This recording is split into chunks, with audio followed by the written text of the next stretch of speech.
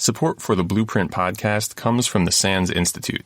If you like the topics covered in this podcast and would like to learn more about Blue Team fundamentals, such as host and network data collection, threat detection, alert triage, threat intelligence, and more, check out my new course, Sec 450 Blue Team Fundamentals. This course is designed to bring attendees the information that every SOC analyst and Blue Team member needs to know to hit the ground running, including 15 labs that get you hands-on with tools for threat intelligence, SIM, incident management, automation, and much, much more. This course is everything you need to launch your Blue Team career. Check out the details at sansurl.com/450. Hope to see you in class.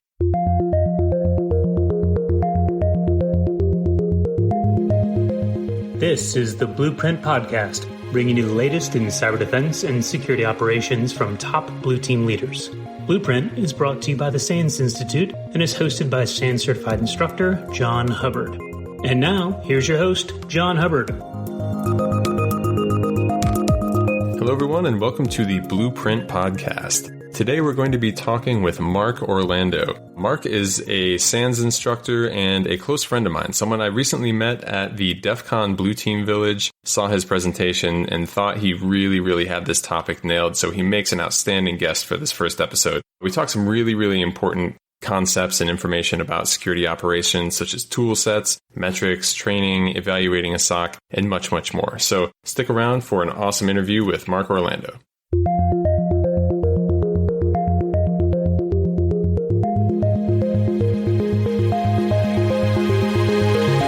Thank you for being here, Mark. Thanks for having me.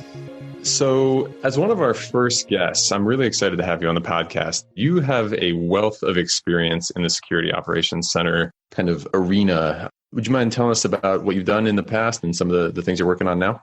Absolutely. So, I actually started my security career in the SOC in a security operations team. Started out as an analyst in about 2001 and worked my way up from there as a team lead and a manager and later an executive. I've built security operations teams. I've run them. I've assessed them both in the federal government, DoD, FedCiv, as well as the private sector working for managed security service providers. A few years back, I actually built an early managed detection and response offering in MDR, which we later sold to Raytheon, became part of their managed services business. I spent a few years as the chief technology officer for Raytheon's cyber business before more recently starting my own company, Bionic, which unsurprisingly is also Blue Team and SOC focused. Very cool. Thank you. So you've kind of like myself done full range of jobs in a SOC, all the way from analyst up into director, manager, and everything else level.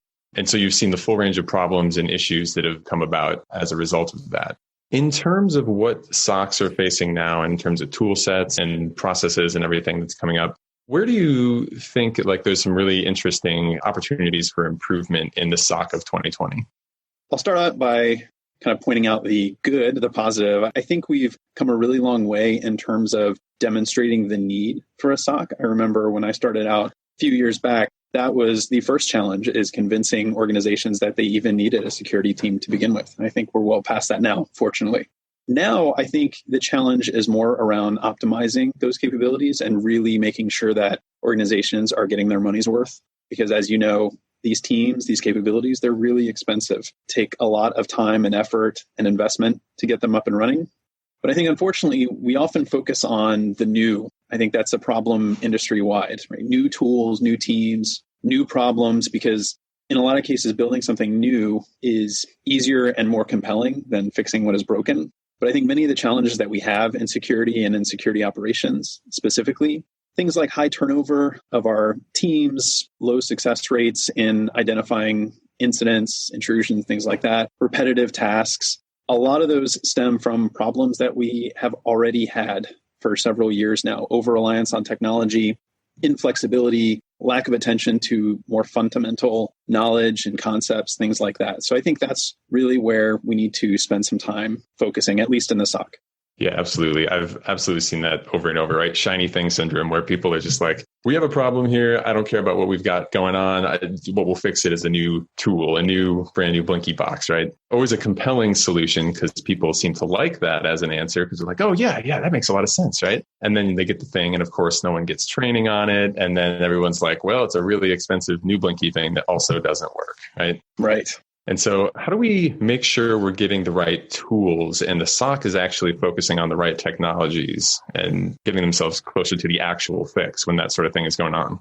That is the question and the challenge, right? I mean, no one wants to call the baby ugly, just given what a challenge it is to get a lot of these types of capabilities up and running. It can be really hard to identify when there are issues and identify areas where we need to improve and really be honest about that.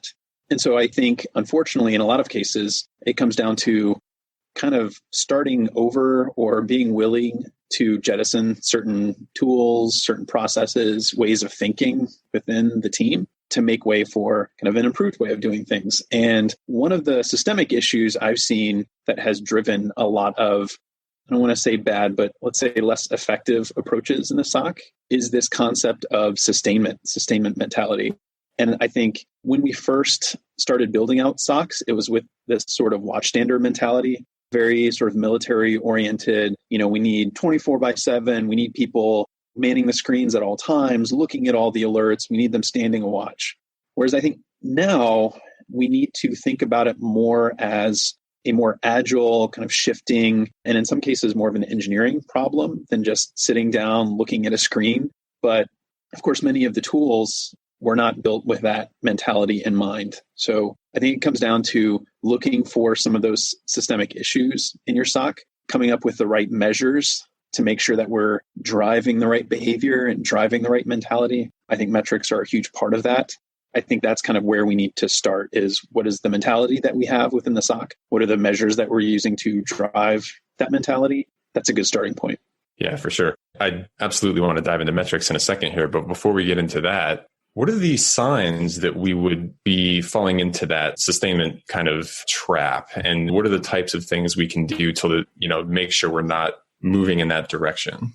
Yeah, so there are a few things to look out for. The first and the biggest one would be if your tools are driving your workflow.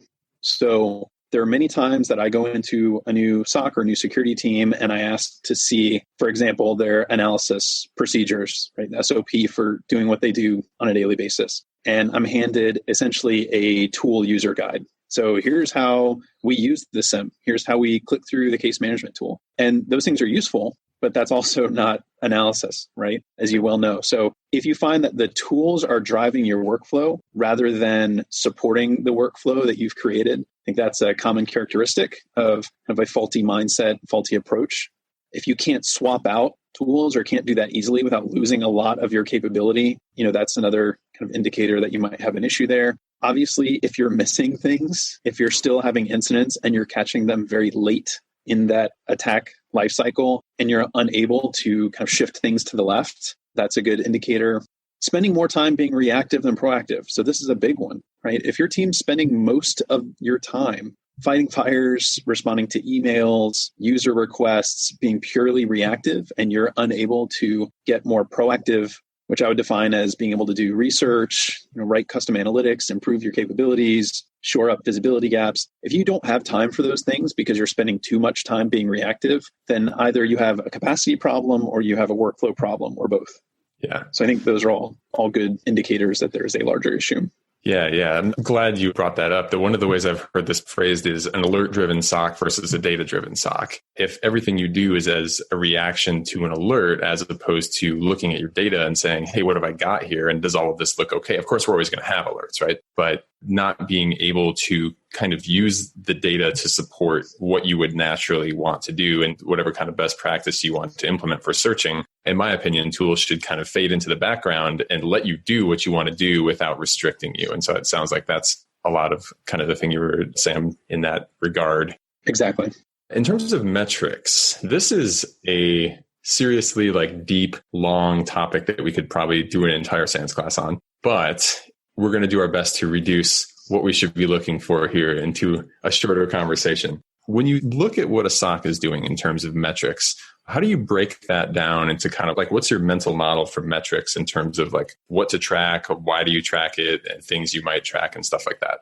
Yeah, so I think about metrics as kind of a spectrum or a scale. And on one end, you have very tactical, day-to-day ongoing things. Mm-hmm. And I would put key performance indicators or KPIs squarely on that end of the spectrum. So what are all the things that we're looking at? And then within those things, there's kind of a range that we want to be in, or a part of that scale that we want to be in, to know that we're doing things right and we're being effective and we're where we want to be. Kind of in the mid part of that scale, which is slightly less tactical, maybe even less ongoing, I would put objectives and key results, OKR, which is a concept I think initially pioneered at Intel. But it's basically a way that we can measure progress towards more finite and specific and binary goals. So whereas KPIs may be things like ongoing, how fast are we responding to things? What's our caseload like? How efficient are we being? OKRs are more about achieving specific strategic goals. And what are the indicators that you are achieving those goals or not achieving them? And then there's an end state that's tied to that. Going far, far into the other end of the spectrum are things like balanced scorecard and more complicated kinds of metrics. But I think you have to have a combination of those things. I think too often people think, all right, I'm going to take my first cut at KPIs and I need to kind of measure how many tickets I'm generating or how many blocks I'm doing or how many cases I'm closing, and that's going to be that. And I think if you stop too early or you don't include multiple different types of metrics, you're potentially incentivizing the wrong behaviors. So that's kind of how I approach it. Sure. For those who might not be familiar with the whole metrics versus KPIs versus OKR thing, how is a metric different from a KPI or a metric different from an OKR? How's one used in the other? Yeah, I think those are KPIs, metrics, balanced scorecards. I think metrics is kind of the overarching term there. What are you measuring? And then kind of before you understand what you're measuring, you need to understand what your goals are. So this is why, as you know, in Sec 450, we talk about SOC charters and having an explicit statement or set of statements that say, here's exactly what the SOC should be doing and where we're trying to get to by fielding these capabilities. So you start there, and then you think about what the measures are that are going to tell you if you're doing those things. And if you're doing those things, are you doing them effectively? And so depending on the type of question that you're asking and the type of results that you want to measure, that kind of tells you which tool within that spectrum, within all those different types of metrics, are most appropriate to do those measures. So sometimes it might be KPIs, right? If you want to measure ongoing types of things. Sometimes it might be OKRs if you're trying to do very specific, measurable, kind of finite objectives. It just sort of depends. Those are all tools in the metrics toolbox that you're going to use in different situations. Yeah, absolutely. Yeah, that's a great way to put it. That's the way I usually break it down as well, is there are things in the SOC that are going to go on forever, always, right? And that's kind of the land of KPIs. And we have a threshold of it should be between here and here, or it should be at max or minimum this number. Whereas OKRs are that, we're going to get better. It's an initiative. This is where we are now. This is where we're going to go. And they help you measure those things. And so that's kind of the same way I've always looked at it as well. And I like the way you put it with the kind of tactical and strategic kind of sides in the systems for that as well. So when it comes to looking at the metrics that you do have and tying it to the charter, how do we know we have the right metrics and the right KPIs and the right OKRs? Is there like a clear way that you like to do a check between what the SOC is doing and maybe what the charter says or what management has asked for? And how do you do that on an ongoing basis to make sure the SOC is continuously staying up to date with what it's being asked to do? Yeah, so good question. I think maybe the obvious, but the first answer I would give is you have to be doing those things, right? I think your question assumes that people are doing that. I hope they're doing that. I know that they're always doing that. Metrics can be security people, especially. I'm sorry, I don't want to pick on our own industry here, but that's not particularly exciting, right? To talk about metrics. It's certainly not, part of the technical work that we all like to do. But if you're not doing those checks, if you're not comparing your measures to goals or what your organization wants you to be doing or what expects out of the SOC, you're going to have a lot of problems, right? Yeah. The business, may eventually start to question why they're spending all of the money on a SOC. If what the SOC is producing doesn't align to strategic goals or what the business is doing. And whether your people realize it or not, I think everyone needs some sort of North Star to guide what they're doing day to day. Otherwise, kind of what's the point, right? It's a good recipe for burnout, for people to move on to places where those goals are clearer and they feel like they're having an impact. So all that to say, you definitely do need to be comparing those things. I think regular check-ins with management and other stakeholders, hey, here's what we've been reporting to you, but, let's step back and look at the bigger picture. Let's be willing to revisit some of these metrics. Are they really useful? Are they telling the story that I'm intending to tell you, right? Kind of check in with the audience, so to speak.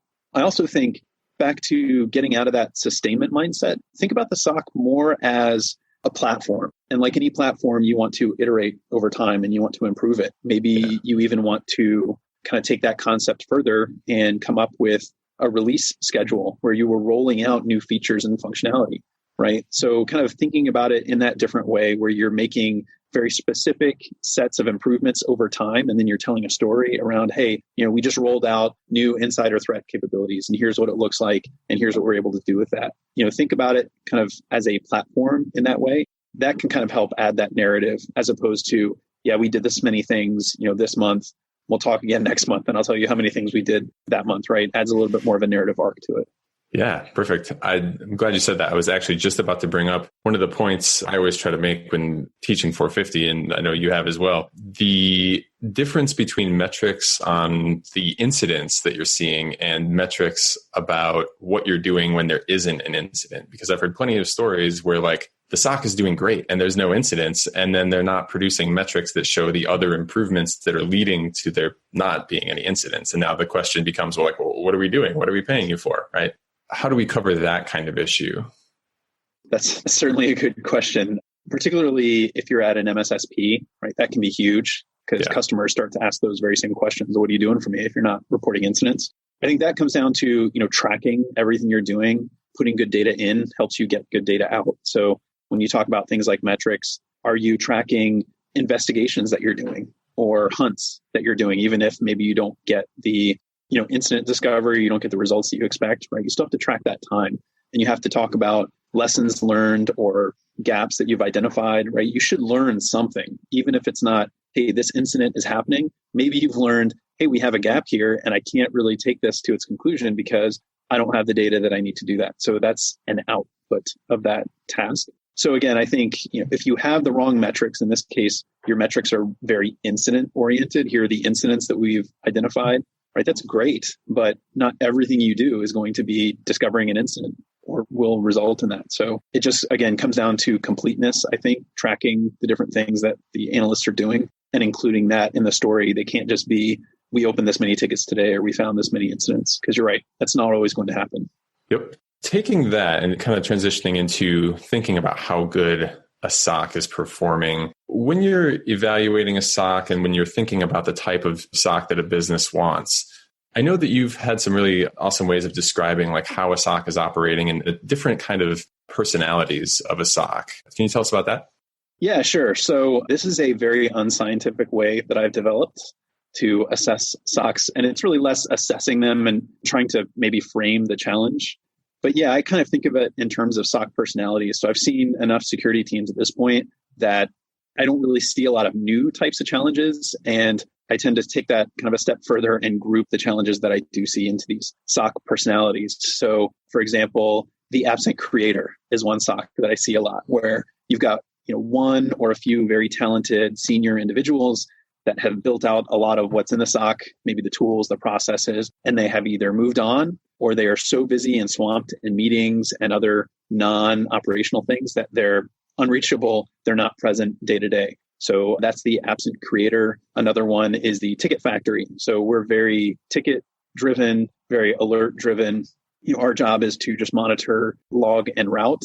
That's another sort of common persona that I see. And there are a few others. Team of rivals is another one. So everyone on the team is relatively senior, very capable, but they're all kind of very prone to rabbit holes and sort of focusing on their own things. The team's not really operating as a cohesive unit.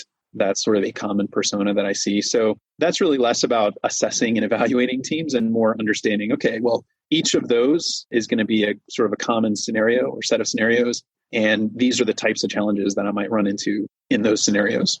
Gotcha. And so when you're looking at those different types of SOC personalities, I guess, is there one personality that you would describe as like, maybe not the ideal one, but the average company that wants a SOC to do monitoring and security incident prevention? What do you like to see in terms of the split of like team members' capabilities and how alert driven versus data driven and all the stuff? I guess the way I want to put this is the way that you described some of those SOCs a minute ago, they all kind of sound like negative things. So if you were to describe the ideal situation, like how would you put that? Mm-hmm. Yeah. And, far be it from me to be negative. I know that our industry is not usually like that, thinking about things negatively. But, fair point. I think to me, the best scenario, that last example that I gave, team of rivals, I think that can be really great if it's about diversity, diversity of thought, diversity of background. We've got some folks that are, really good in some areas and other team members that are good in other areas. And we've got some people that are senior, some people that are junior. As long as we're all rowing in the same direction, as long as the deliverables and the output of the SOC is more or less aligned with, business goals for the SOC, the reason that security team exists. If we're all kind of working in that same direction, I think, having that kind of diversity within the SOC is really where we want to be. The last thing we want is for everybody to be doing the exact same thing, have the exact same skill set, probably not learning a lot from each other. So I think, if there is a negative end of the spectrum, that's kind of where it is. But yeah, I think, diversity is really where it's at from a lot of different perspectives. That's what we want to strive for. People that have a decent baseline of knowledge, but, can also go very deep in sort of different but complementary ways. Absolutely. That's one of the things that aligns with what I often preach as well, is we want to have people constantly learning. It keeps people engaged. It makes them happy, more likely to stay on the job. One of the things I often get back from that is, well, okay, if everyone gets really, really good at what they do, then who's going to do the tier 1 jobs, right? Do you ever see that becoming an issue? I think I understand the issue. I think ideally there are no tier 1 jobs in a SOC. I think you and I feel the same way about tier 1 kind of SOC work. To me, I think the negative connotations of tier 1 are it's repetitive, kind of mind-numbing tasks. And if you have repetitive, rote, mind-numbing tasks, ideally you're automating your way out of those. But I also think this is kind of gets to a fundamental mismatch in our industry. We talk about the talent gap, right? Mm-hmm. I think a lot of that comes from this idea that your organization expects a lot out of your security team. You want your analysts to be investigators and data scientists and engineers and to have, really good working knowledge of how attacks operate and all these different things. But then we sit them down and say, okay, that's great. We definitely need you to know all those things, have all this education and experience, but make sure you just look at this alert console all day long and click through, creating cases and escalate them, but don't do, anything that's too far outside of your lane. I just think that's a very restrictive kind of environment. I think that's why we end up having a lot of the challenges that we have on the personnel side is when you have this concept of tier 1, but you're actually trying to hire, more senior, more capable people. Yeah, definitely. So I guess that's a good natural segue into training and moving people from being newer to being more experienced. We hear a lot of back and forth on the right mix of training, the right type of training, how often. And, generally I find people in this industry are, have an insatiable appetite for more training and more experience to more things. And that's great because that's totally what you need, obviously, in information security. We're changing all the time. What do you think is an appropriate, mix of frequency and types of training? Is there any kind of model you go for there?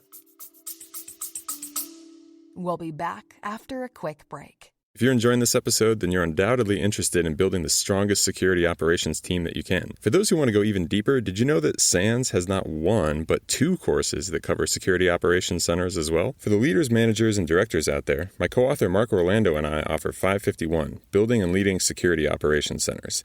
This course covers building your team, your physical and virtual workspace, getting the right data into your tools, and then focusing on security priorities through everyday execution of important security tasks and building the best SOC team possible. For the technical practitioners out there, my course Sec 450, Blue Team Fundamentals, Security Operations and Analysis is designed to cover everything you need to jump in being the best SOC analyst that you can be.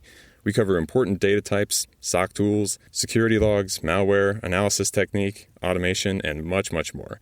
In addition, if you want to prove you can deliver the best on any security team, both courses have an accompanying certification available from GIAC. That's the GSOM for 551 and the GSOC for 450. Check out both courses and free demos available on the SANS website. You can get registered today for an in-person course at one of our many events, or go to On Demand and take either class anywhere at your own pace. Thanks for listening.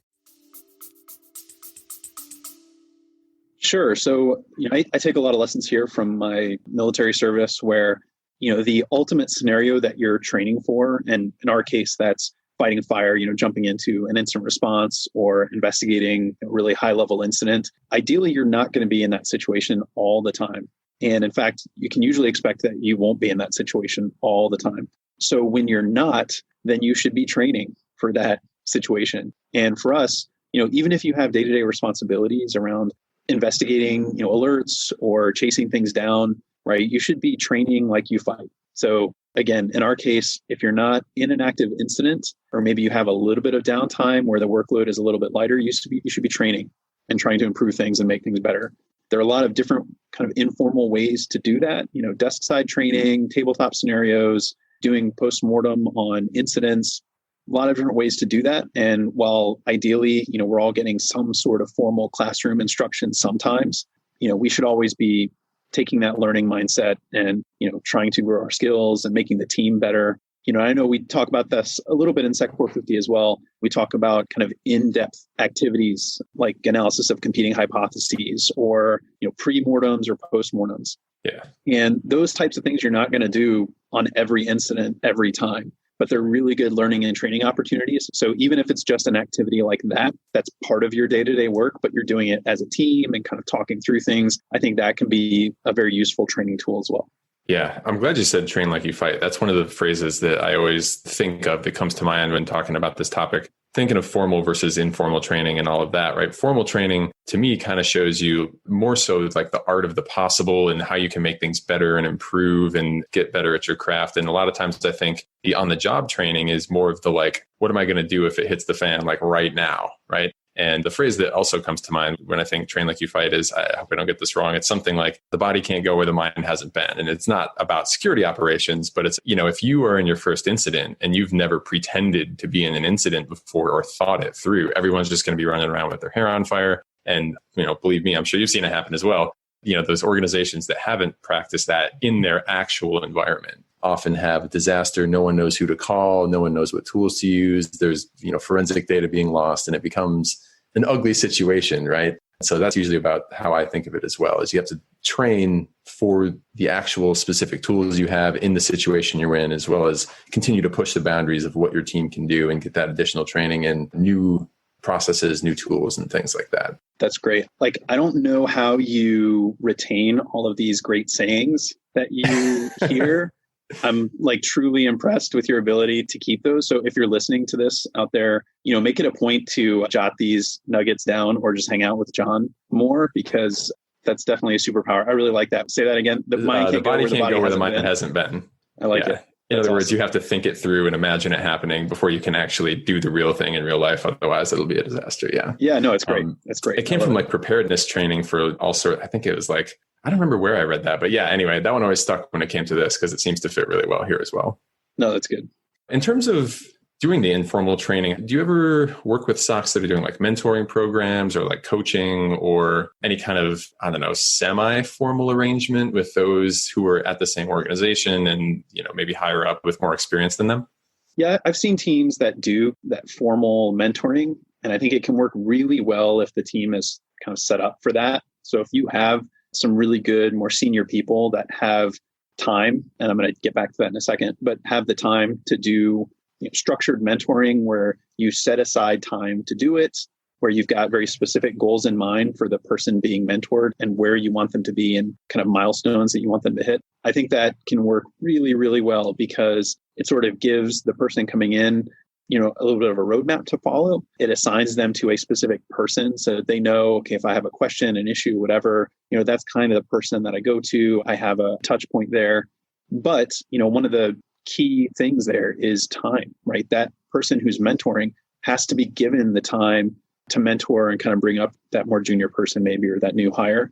So I've seen that work really, really well, again, as long as the structure exists to allow that. I've also seen that work not well, where you basically just say, here's the new analyst to the team. Your mentor is this more senior person who is underwater and has no time to actually sit down, and do some of these kind of structured mentoring activities, walk through the procedures or, teach them about different concepts. So I've seen that work really, really well, designated mentors, specific milestones, sometimes specific timeframes to say, hey, this person has to be at this point by this time. But if you're not structuring the team that way or not providing the time for the team to do that, then it's not going to be successful. Yeah, that I see a lot of parallels with things like developing new tools and automation, right? It's a contest between the important and the urgent. And when you have things that are super important, like developing people that's not banging down your door every day, you can, of course, fall prey to saying, oh, yeah, I'll, start mentoring to them tomorrow and all that sort of stuff. And so, yeah, it's all about making time, right? And saying like, this thing, yes, is screaming in my face, but maybe what is not screaming in my face is actually more important, and recognizing those priorities. And that's one of the things I always think about when it comes to developing automation and other tools as well. And so that sounds like it's a very similar problem. And I think I've seen the same thing in a lot of places. Sure. Yeah. What Eisenhower matrix, Yep. right? Yes. Things that are urgent and important. There are some things that are important, maybe not super urgent, but still very important. Definitely. Yeah. All right. Well, I think that about wraps up our half an hour or so. In terms of wrapping this conversation up, we've been in a number of different areas here. We talked SOC evaluations and metrics and coaching. What do you think are the main takeaways you'd like to leave people with if you only had a couple of sentences to disperse your wisdom to the world? Wow. Only a couple of sentences. I think, Tough question. I think you and I share the outlook that security work and security operations work, specifically like defensive blue team oriented work, is sometimes viewed as kind of a way station, or, hey, that's just kind of where you have to put your time in the trenches before you move into other disciplines in security. But I think it can be very dynamic, exciting work, and it should be if you're doing it well. And I think just because you have an existing security team or you have built out a SOC, you're not done. Take a look at what that team is doing. Make sure that it is exciting, engaging work. And if it's not, I would really question, what you're doing. My co-founder at Bionic and I, that's really why we started the company, is to help organizations, really achieve that kind of 1% type capability where you're solving problems, you're adding value, making improvements on a daily basis. And I think that's really what the SOC should and could be. And that's what we should be striving for.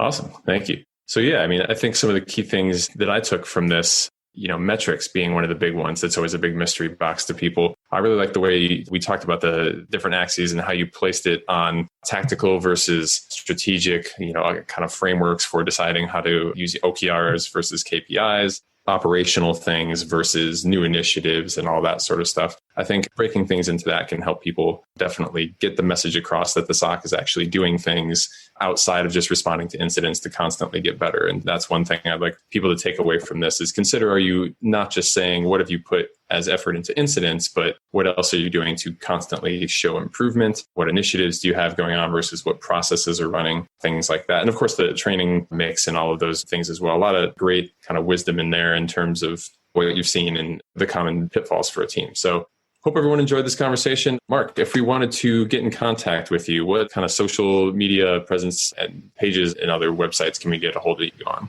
Yeah, sure. So I'm on Twitter at Mark A. Orlando, MARK A. Orlando. You can also reach me at bioniccyber.com, or you can just email me, mark@bioniccyber. Hopefully I won't regret sharing that, mark@bioniccyber.com. All right. Thank you very much for being one of our first guests on the Blueprint podcast. I'll talk to you later, Mark. Thanks for having me. Hey, Blue Teamers. I hope you enjoyed today's episode of Blueprint. If you've got a second and want to help support the podcast, please subscribe and leave us a review on Apple Podcasts. It would be really, really meaningful to us. And if you have any ideas or suggestions, I would love to hear them. Your reviews are going to be one of the best ways to help others find this podcast. So anything you could do would be a big help. As always, thank you for listening. You can connect to me on social at SecHub, SECHUBB on Twitter or on LinkedIn. So until next time, thank you for listening to the Blueprint Podcast.